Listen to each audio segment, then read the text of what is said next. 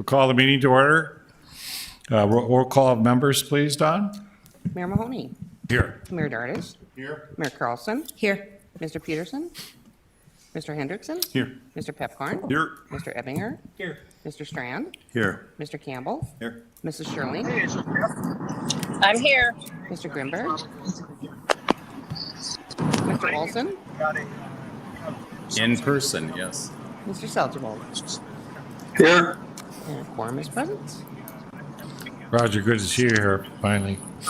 Is there a motion to approve the minutes of the July 24th short meeting? So move. Second. All those in favor say aye. Aye.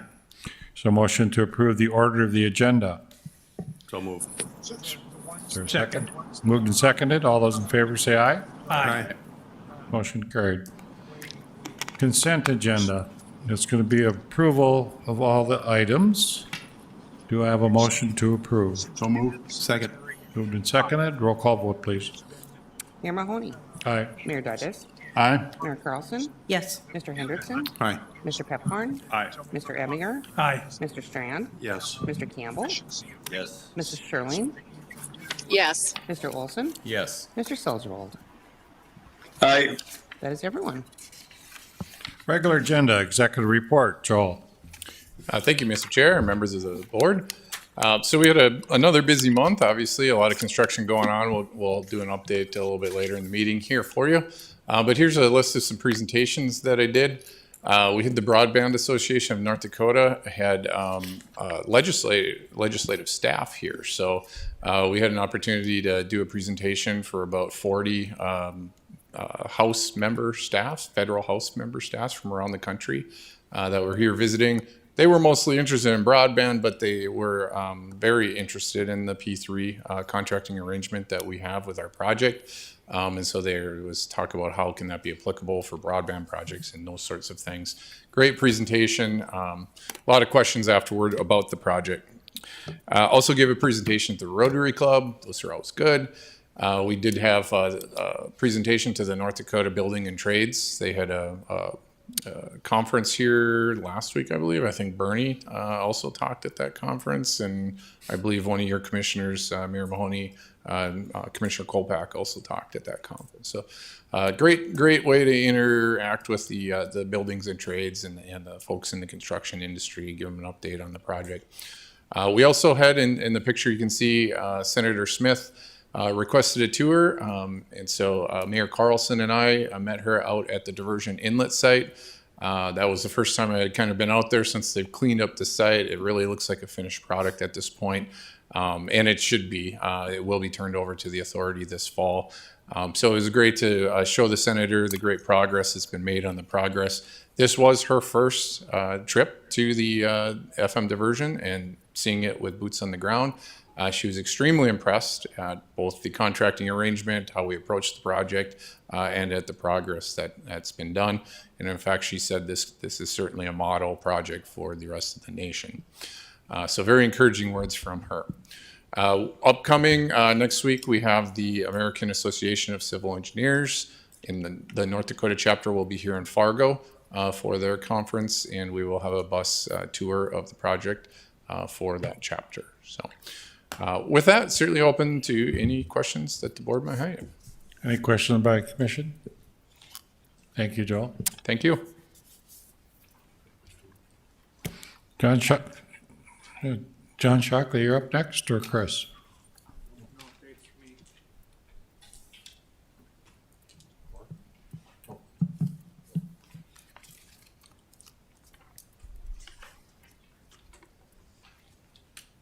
Good afternoon, members of the board.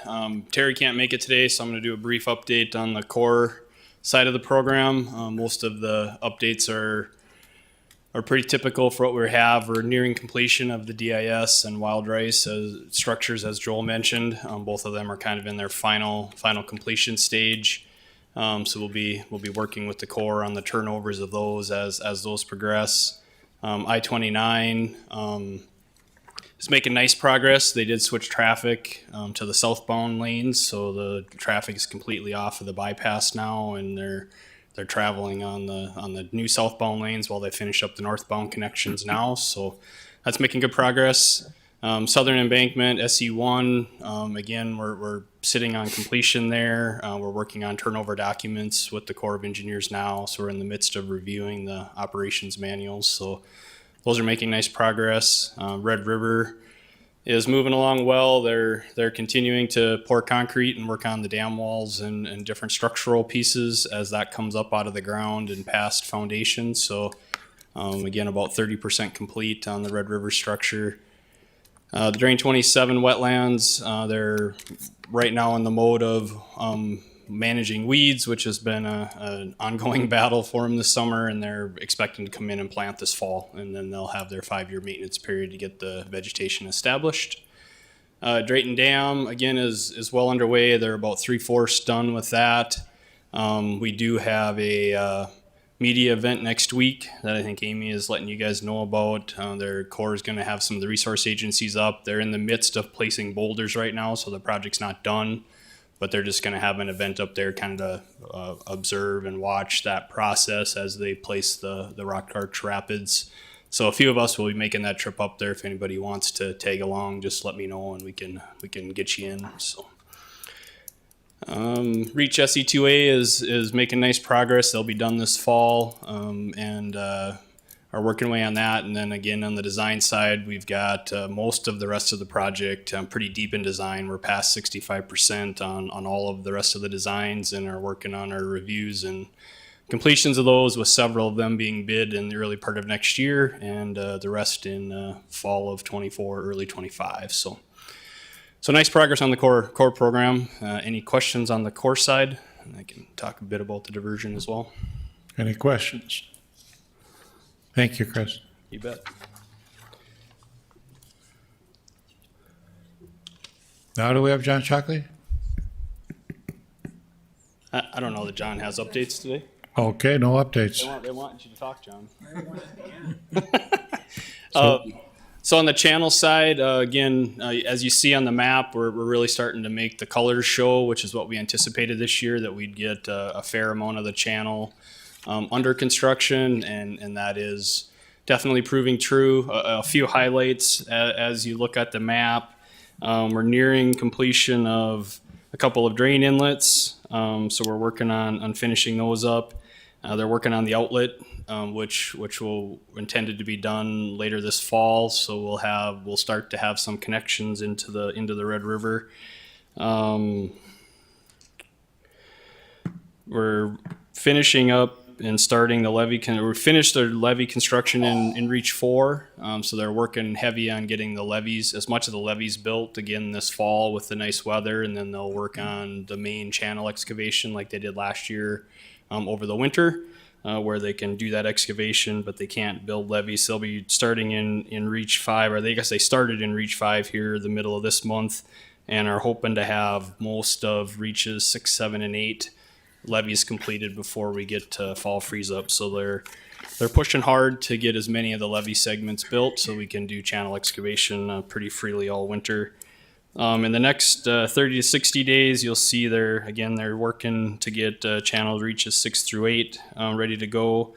A couple of drain inlets, and then many of the bridge crossings will start here starting early next month, and they'll be working on bridges throughout the winter. A couple of other milestones to mention.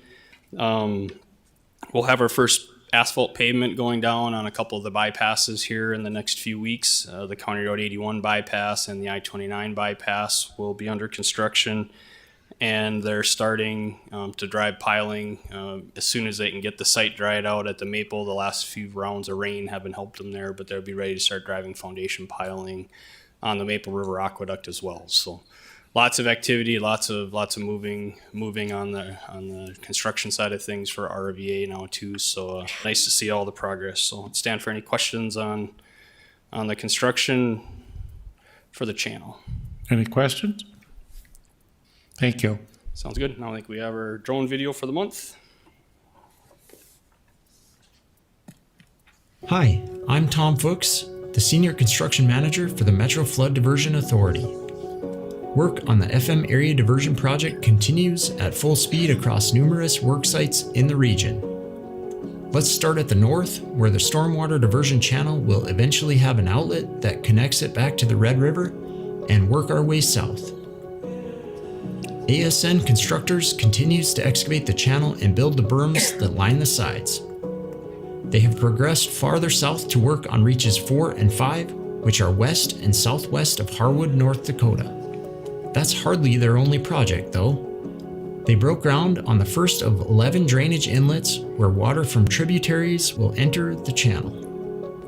At Drain 30, which is southeast of Argusville, North Dakota, ASN completed structural excavation and is installing concrete pipes. Once the pipes are finished, cast-in-place concrete headwalls will be formed and poured at each end of the inlet before backfill is placed.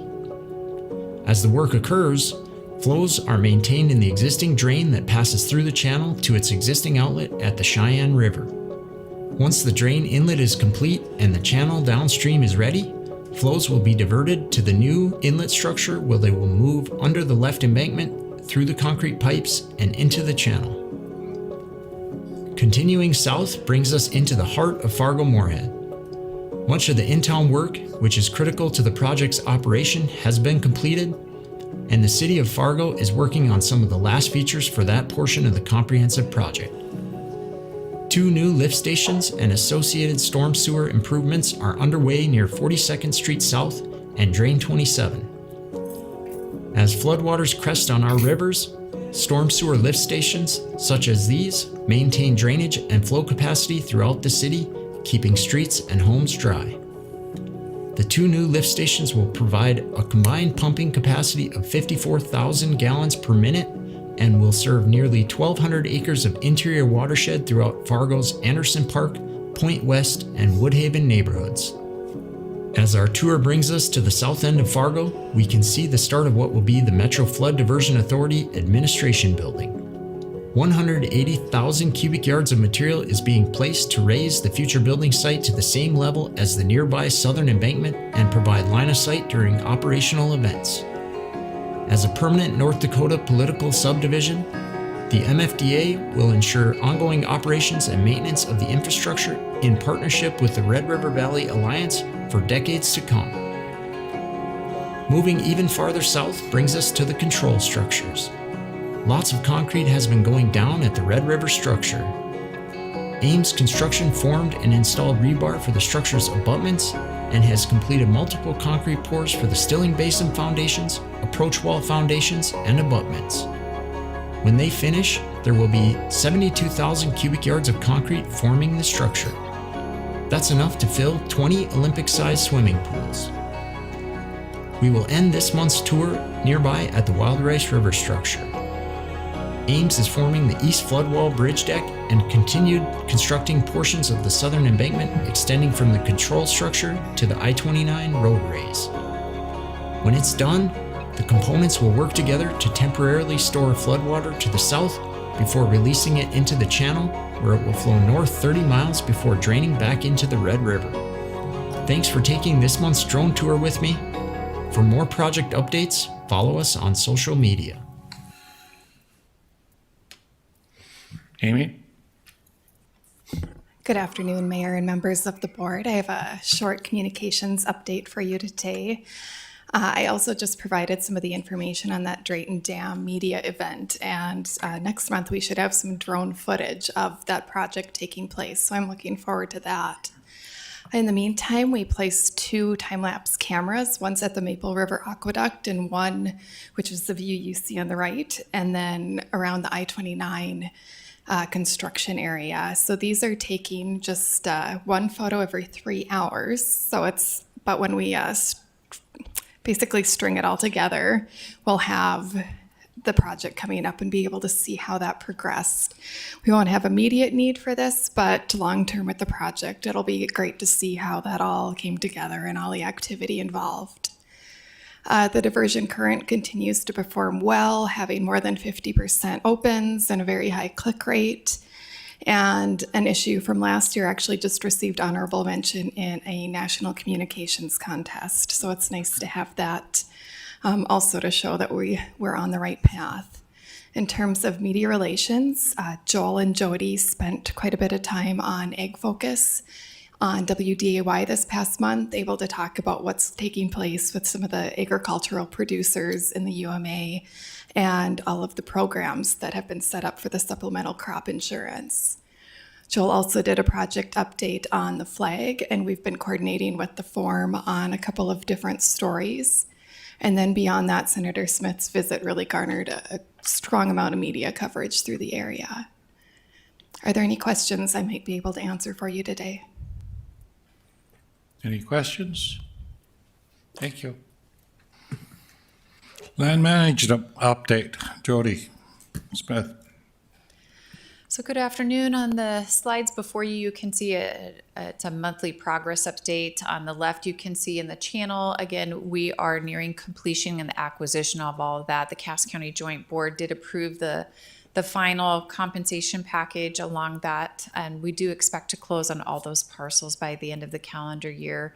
Moving over to the right-hand side, you can see the progress within the Southern Embankment associated infrastructures and the upstream mitigation area. Anything that is shaded green, whether it's light or dark, means we've acquired the necessary property rights.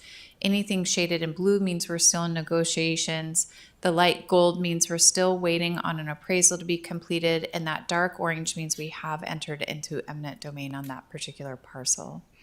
On the next slide, then, you can see just where we're standing within the construction footprint and the UMA. There was a slight uptick in the UMA footprint. We're up to 41.5% acquired. In the next slide, you can see the overall progress across the project. Again, just a slight uptick within the upstream mitigation area of about 1%. The following slide lays out the various owner groups, whether it be in the construction footprint or the UMA footprint, and the various parcels that are included in those. And then, of course, on the final slide is a high-level overview of the key activities for the past month. We do continue to negotiate settlement agreements for existing eminent domain cases. Again, noted the Cass County Joint Board did approve one that was we'll call it in the eminent domain process. We had agreed on a construction agreement. Nothing had technically been filed with the courts, but we did need to settle with the just compensation.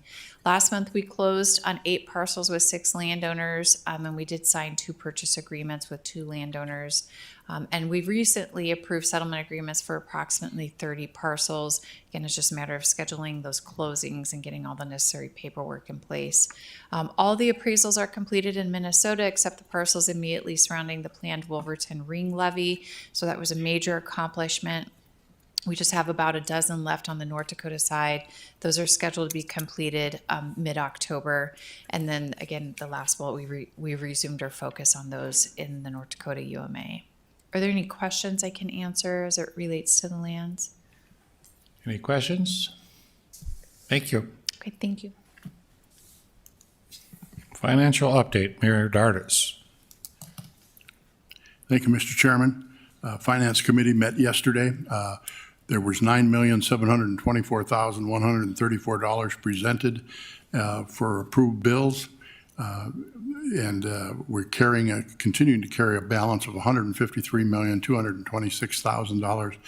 Of that cash budget, we have spent $80,572,585 so far. As you can see by the consent agenda, all those items came before the Finance Committee yesterday and had good discussion and good financial support from all of the staff as to guiding us through that. That concludes it. Chris, you want to walk through your parts? Thank you, Mayor, members of the board. We did also present 3 projects that were bid this month to the Finance Committee yesterday. All were recommended for approval by the board.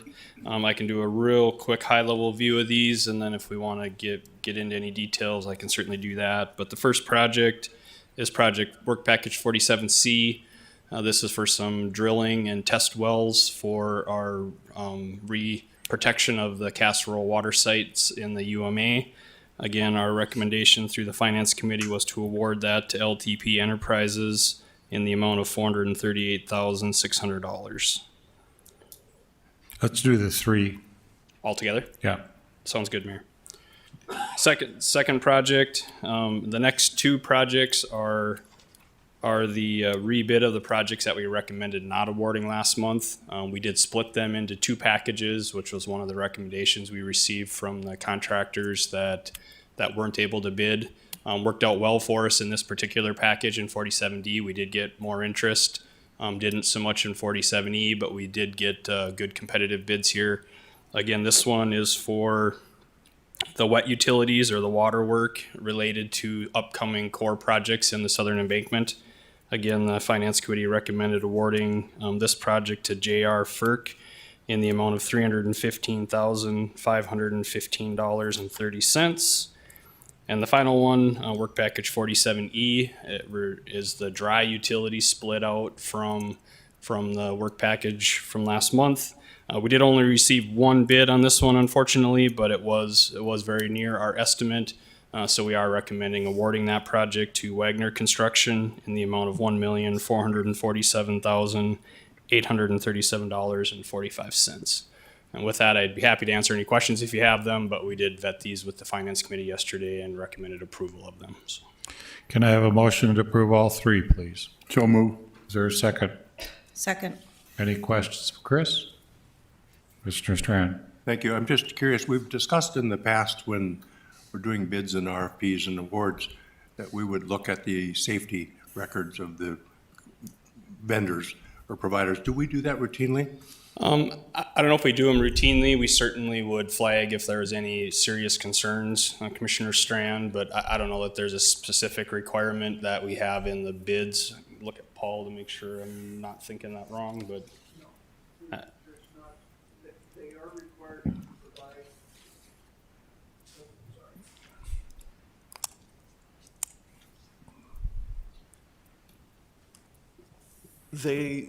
There is no specific requirement within the bidding process itself, but once the bids are completed, they have to submit a safety plan, and as part of their contracting items, then we make sure that they are a viable contractor and they have the safety record then. So with the North Dakota requirements and statutes for bidding, we can't include it in the bid area, but we do include it in the actual contracts themselves. So if the concern is safety, we will vet them out as we go through our contracting process. And if there is a safety concern, they will probably not get the award? We will, it depends on, I guess, how severe the concern is. If there's a significant concern, then yeah, we have the right to reject that. Otherwise, we'll work with them. If it's a smaller incident or something like that, then we'll work with them to ensure that they have the proper safety equipment, safety procedures in place. Okay, John? It is. Going forward, Mayor and Mr. Chair, like we do at the city, I would appreciate updates on if there are any workplace accidents or incidents or deaths that we should be aware of, just as an ongoing procedure, practice. So, Chris, just to understand, we normally would have a report as we meet monthly if there are any safety concerns and all the construction or infrastructure in the city of Fargo, we do include it in our report. So. Okay. I know we can certainly do that for the channel very easily. I'll have to work with the Corps of Engineers as far as the administration side of the safety programs for the core program, but we can certainly include that with our construction updates if there's any significant accidents on the channel side. Thank you. You bet. Thank you. Lands budget update, Jody Smith again. You need to. Oh, I'm sorry, you got one more? Oh, vote, roll call vote, I'm sorry. Kevin, I'm trying to catch you, I just I'm can't. trying to delay you. I know it. Mayor Mahoney. Yes. Mayor Dardis. Yes. Mayor Carlson. Yes. Mr. Hendrickson. Yes. Mr. Pepcorn. Aye. Mr. Ebinger. Yes. Mr. Strand. Yes. Mr. Campbell. Yes. Mrs. Sherling. Yes. Mr. Olson. Yes. Mr. Seljevold. Aye. That is everyone.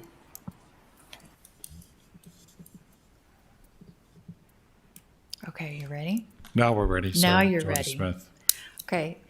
So as promised for a couple months now, bring before you today is a lands project update. You can see on that gray line, the lands and impacted property mitigation. Those brackets don't mean that we're in the hole. That actually means we're in the positive. We have an extra almost $43 million remaining in the budget. The majority of that is sitting in the diversion channel and associated infrastructure. You can see by the $24.5 million there. All of those funds will remain there. In fact, I do expect additional funds to be deposited in that line item as we continue to close in the channel. We showed earlier on the left-hand slide, just a couple of them remaining to close. When we did those acquisitions and the settlement negotiations, for a lot of those, there was a land exchange involved. And so the landowner ended up owing us money back, the Cass County joint money back. And that was in the form of the quick take deposits. That was with the court. So approximately $1 million will come back into that. So we'll start this off with, we have $25.5 million sitting up there that I'm just going to kind of roll down this screen. If you go to the Southern Embankment and associated infrastructure, you can see we have about $9.5 million to meet the property right obligations there. I don't believe that that's going to be enough. I think we're going to need between $6 and $7 million additional above that $9.5 million in order to meet those obligations. The appraisals, particularly around SE2B, so that would be kind of West Fargo and Horace area, have come in significantly higher than had been anticipated.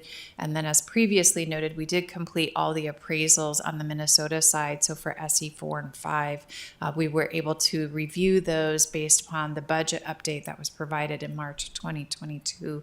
And that was a little bit under budgeted. So we have that excess there. We're going to kind of pull it down to that Southern Embankment. Still, now you're looking at, we have about $18 million remaining that I do anticipate we're going to need in the upstream mitigation area. So if you kind of roll down to that work package 38 upstream staging mitigation area, if you look, we're budgeting pretty tight right now. When you're talking about millions of dollars, it looks like you have about $12,000 left. We certainly could use those excess funds in that area.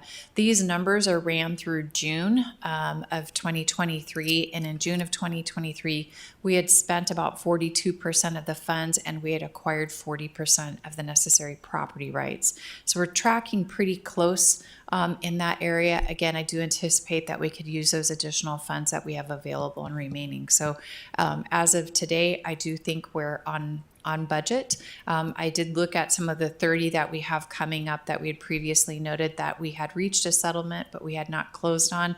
Some of those are our more significant farmsteads. So I do anticipate by the end of September on 26 of those parcels, it'll be worth $20 million. Again, we won't see that reflected in our budget until November. So I did recommend to the Finance Committee that I can bring an update back at the end of the first quarter of 2024. Very good. Any questions that I can answer for anyone? Any questions? Thank you, Jody. The RIMP loan budget change request. Yep, so I'm going to have you just keep scrolling, Peggy. There you go. I'm not going to really get into the RIMP loan very much. I think this board is familiar with what that program is, but today we are asking that an additional $5 million be allocated to this. When the program was first initiated, it was funded with $5 million. It was well received by the landowners and well appreciated by the land agents as a tool to be able to negotiate with the landowners. Approximately a year ago, $10 million more was allocated to it. And we do think this next tranche of $5 million would be the final request. Everything kind of in the green column there, that $10.7 million, that's already been obligated and approved by the various boards. Everything in that gold color has been offered. We are working on those negotiations. In fact, the Westbys for OIN 8386 was approved this morning by the Cass County Joint Water Resource District. So we'll shift that over to the green column. So we have about $1.6 million that has been offered, just has yet to be approved. Everything in the estimated, which is the blue column, means we do believe that they are eligible for a RIMP loan. They have not necessarily been offered a RIMP loan because you can see by the 2.7 plus the 2 million, we're running pretty tight on the $15 million budget. And so we do want to be able to offer that to those Then in the pink column, we have 9 property owners. I did call it the Broadshogs. They have a significant land holding within the upstream mitigation area. First indications are that they are not interested in the RIMP, but we have not settled with them, and landowners frequently kind of change their minds during the negotiations. They would be eligible for the RIMP program. Of the other 8 potential applicants, they have not gotten pre-approved. We're unclear if they would even qualify, but we do believe most of them would not qualify for this. So we think we will end up around that $17-19 million mark when it's all said and done. It is important to note of that blue column, 4 of those landowners do not have their appraisals yet. So if you think back on the previous slide for those items that were gold, they're still waiting on their appraisals. They don't have their appraisals yet, which means we're not actively negotiating with them on a settlement, not actively having those conversations about the rent because we need those appraisals for those final numbers. So it is my recommendation that we use some of that excess funds that we just looked at in the budget of that 24 million, and we allocate it towards the RIMP loan to help us with these negotiations. I know it was an important factor to note with some of the board members at the finance committee and the planning committee that once we do enter into eminent domain, this is a voluntary program. It's not something that must be allocated by the courts, and it is certainly something that we can say are no longer a viable option once we enter into eminent domain. So Can I have a motion to approve? Motion to approve. Is there a second? Second. Any discussion? Kevin Campbell? Thank you. So when we ask for those additional funds, you're saying that there was excess funds not used in another area that you want to apply this to. So we're not asking for this to come out of a contingency, is that correct? oh heavens, no. Okay. Paul won't let me do that. Commissioner Strand?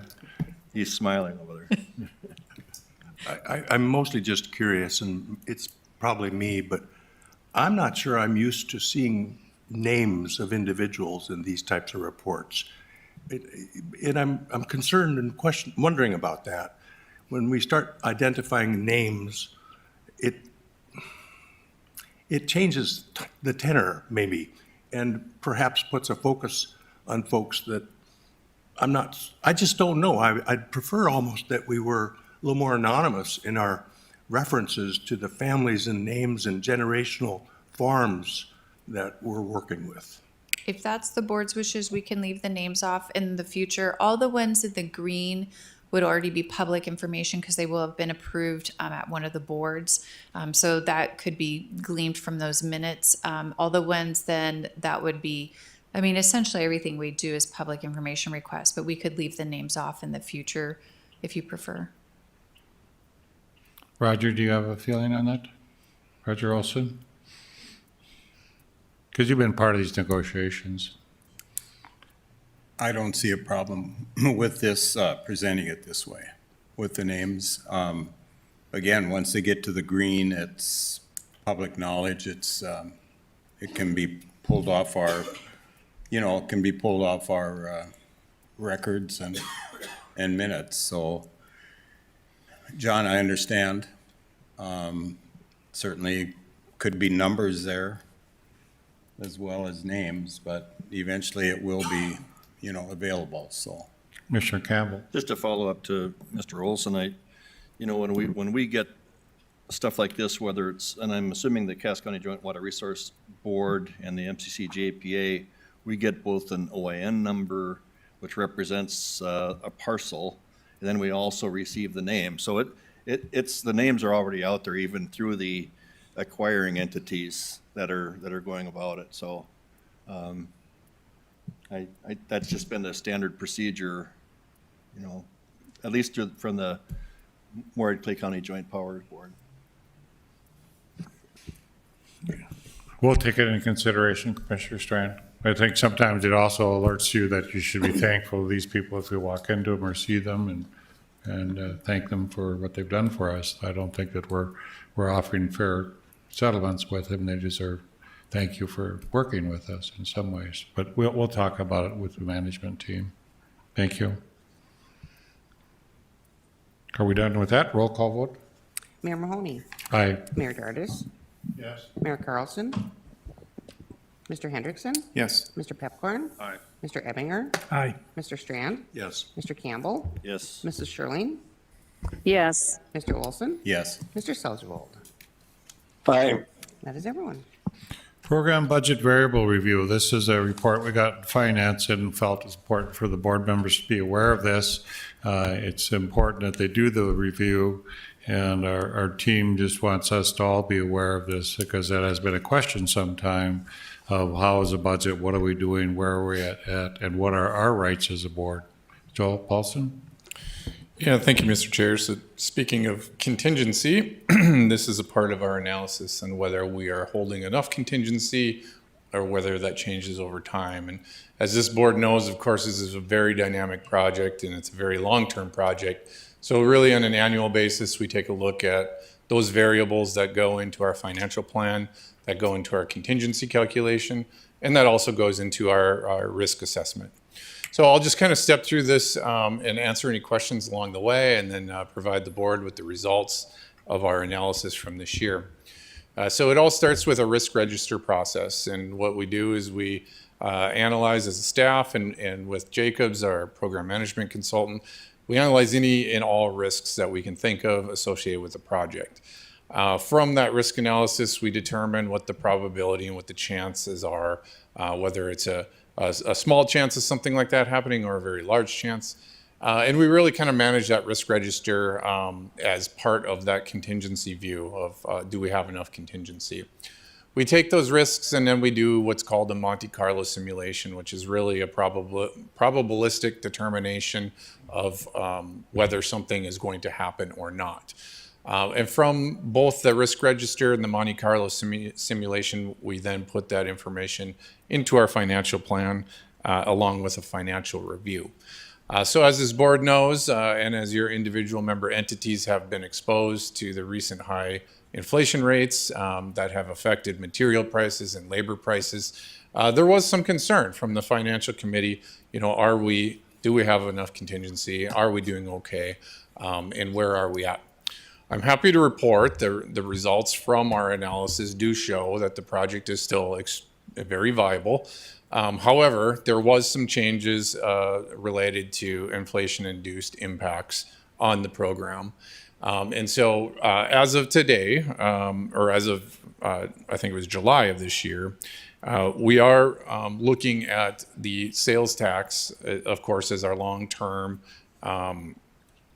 revenue stream for the project. And through that analysis of the sales tax revenue of what it takes to pay for all of our costs, we have ticked that up from a 2.7% break-even annualized growth year over year of sales tax to a 2.9% break-even annualized year over year sales tax growth. Now, with that said, for the board's knowledge, we have looked at the last 4 years of sales tax growth, both with Cass County and the City of Fargo. The City of Fargo has averaged 8.4% annual sales tax growth, and Cass County has realized a 9.2% annualized sales tax growth. So we're still running almost 3 times above the break-even sales tax growth. Now, of course, past conditions are no indication of future conditions, and so it's still something that the board needs to monitor and that we as the staff at the authority will continue to keep our finger on and maintain those annual reports to the board. So with that, certainly available for any questions that the board might have. Any questions? Mr. Campbell? Yeah, maybe just a comment. I think to look at the sales tax from regional approach too, on the Minnesota side in Clay County, we also have some local sales taxes that are involved there, and we're also seeing those same kind of numbers. So, if you want to look at a regional approach to how sales taxes are going, I think you'd find that Clay County is consistent with what you're seeing on Cass County. Yeah. Could we pass the tax over in Moorhead then? Or? We're already over here buying your stuff in Pig. Thanks, Kevin. Commissioner Strand. Thank you. Initially a question, then I'll follow up perhaps. Remind me when we have a revote on the sales tax to the public. So our long-term sales tax is in place until 2084, Commissioner Strand. So that will not require a revote. I believe there is a quarter-cent sales tax that is also dedicated to the authority that goes through 2028. That sales tax is not incorporated into our long-term financial plan. Whether that were to move forward as a revote and be dedicated to the authority, of course, that revenue would then be incorporated into our long-term financial plan. If it is not, and the long-term analysis here does not include that, if it does not include, it would be baselined with what we have today. So when the financial package was designed, it was that the quarter cent would go till 28. City of Fargo is going to revote that, John, to extend it another 20 years. And the thought is that quarter cent then would convert over to Red River Valley Water Supply for drought protection. That is a vote that may happen next summer. So that's when we're talking about that tax, street, water, wastewater, and then Red River Valley Water Supply, which is a 1 cent tax. Commissioner Strand. So this is the time for us to have the discussion whether or not we explore and the pros and the cons when we bring this to a vote of lifting the sales tax cap. You know, there's a cap on $2,500, so people buying luxury items don't pay the same tax that people buying anything less than that value. And this is the time to have that conversation. I don't want us to set the ballot and set the wording and set the date, and then all of a sudden, gosh, we should have. And then I'd like to see a financial model that tells us what would the difference be if, for revenues, if we lifted that cap versus not. So on that area, we've sat, Joel and I have talked about this, and we'll meet with you Monday to go over that. Because it was a consideration, Martin, early on, whether we'd lift that sales tax and what revenue it might bring to us. And so we'll go through that analysis and bring it to you. One of the things is who it might affect more. It probably will affect our contractors and farmers more than it would the normal consumer. So I think that was one of the concerns with Mayor Dardis as well, is that you may inadvertently bring out a group of people that would not like it and think that we're getting a little aggressive on it or taking ourselves there. But we'll go through that analysis on Monday with you. Any other questions or comments? Roger Olson? On the maintenance, where's the financing for the maintenance? Is it considered in this financial statement, or is that, how is that figured in here? So great question, Commissioner Olson. So the long-term operation and maintenance, as far as the developer payments are concerned on the P3 channel, are incorporated into the long-term financial plan. And then, of course, we're going to have maintenance for the southern embankment and the associated infrastructure that is also incorporated in there. The long-term plan does take into account the assessment, the maintenance assessment district that was created by Cass Joint. And so we are assuming a certain amount of revenue coming from that year over year, long-term.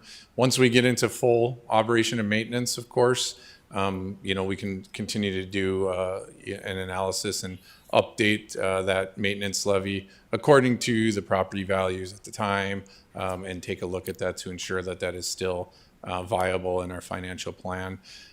My guess today is that we have seen property values increasing more than expected in our baseline plan. However, without a detailed analysis, I wouldn't want to give you a for sure on where we're at there. But I guess the short answer to your question is yes, that's included all in the long-term financial plan that we're analyzing. So the funds from the assessment district, what you're saying is the maintenance will be paid from the assessment area? From the benefiting area? That's correct.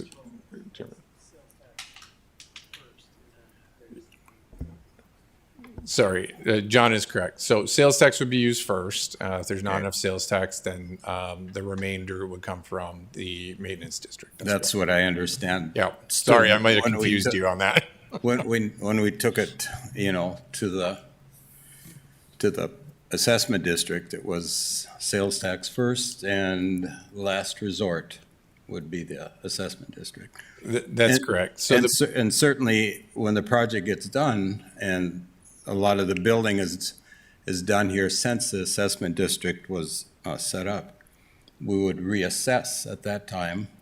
The joint board would go ahead and reassess this area to bring in the properties that have been developed since the initial assessment district was set up. So. That's correct, Yeah. Commissioner Olson. So when we get towards the end of construction, I think that would be something that the board would want to look at.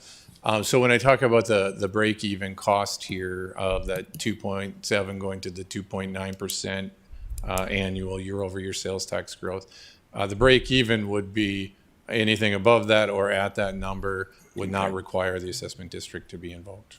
Okay. Any other questions? Mayor Dardis? Just a comment directly to Mr. Campbell's question earlier to Ms. Smith with regard to the contingency. And indirectly, it also affects the question that Mr. Olson just asked.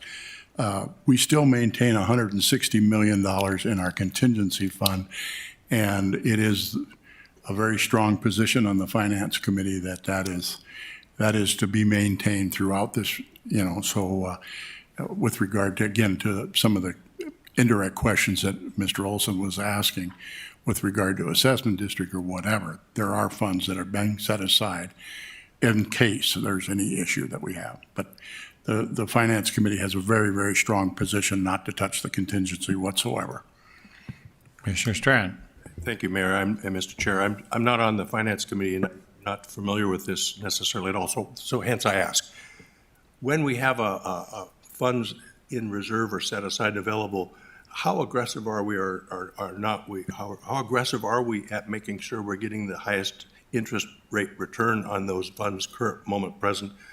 Because getting CDs over 5% now versus what, 0.25% a few years ago? I'm just curious, are we really on that and making sure we're eking out every revenue we can out of the revenues that are available and getting them invested the best we can? That's a great question, Commissioner Strand. So we use the City of Fargo as our fiscal agent. So the City of Fargo does invest our funds that are in reserve, really according to City of Fargo policy and how you guys are managing your reserve funds as well, without being too aggressive, of course, and being conservative since these are taxpayer dollars. But we do realize those revenues when they come back into the program as well. And those are variables that are also in our financial plan that we're monitoring as we move forward in time as well. I do want to just make a comment on Mayor Dardis's comment there. The contingency is all based on this risk register. So we've identified our risks. We know what our risks are. If there are things that are being proposed to add to the project that are outside that risk register, that is not contained within our contingency at all. So we need to be very diligent, and if there's something outside the risk register that comes before us as staff would certainly notify the board, and it should be something that the board considers is outside of contingency and not necessarily being tracked through our risk register. So Joel's, Commissioner Strand's question, could next meeting we have just our financial agent come forth and give a report?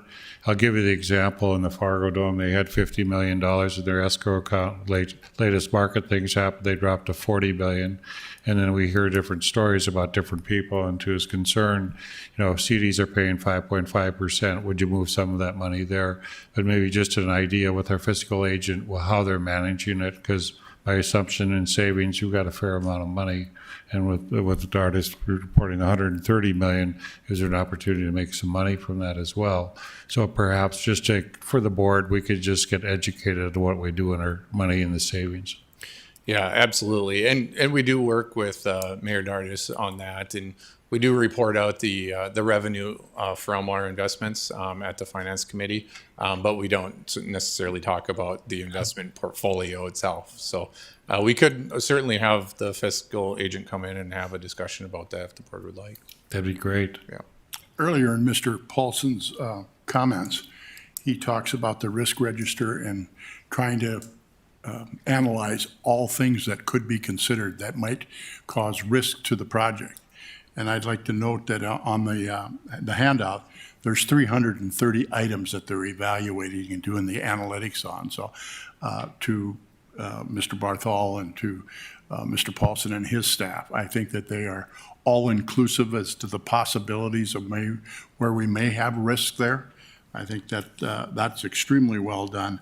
And I'll note also on the second to the last paragraph, on the third to the last paragraph, it's basically on materials that we're doing the analytics on as to what the inflation factors are, because most of our contracts and most of our agreements are locked in as to what the cost is going to be. But there are some material changes that can take place. Very good. Thank you. Thank you. We don't have to vote on that, right? The informational only. Other business, MFDA and the City of Fargo borrow site agreement. John Shockley to explain. Thank you, Mr. Chair and members of the Diversion Authority Board.